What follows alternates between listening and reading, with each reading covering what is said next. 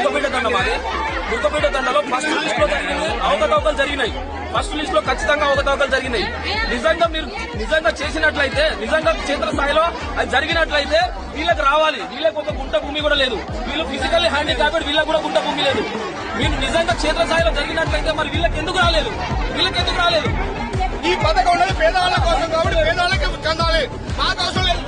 నాకు అవసరం లేదు. 365 పేర్లు చెప్పారు. దాంట్లో మా తండ్రి ఒక్క పేరు లేదు. ఎందుకు లేదు సార్? వాళ్ళ పేరు మాకనే లేదు. పథకం ఈ రేవంత్ రెడ్డి గారు పెట్టింది ఎందుకోసం సార్?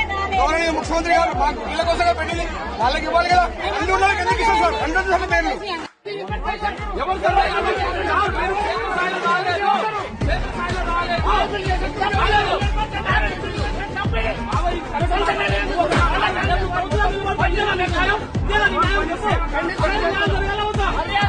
ఇంటికి వచ్చి సర్వే చేసి భూములు ఉన్నాయా లేవా అని చూసుకొని మనకి పోతున్నారా పోటలేదా చూసుకొని అని మీరు సర్వే చేసి ఇవ్వండి దయచేసి.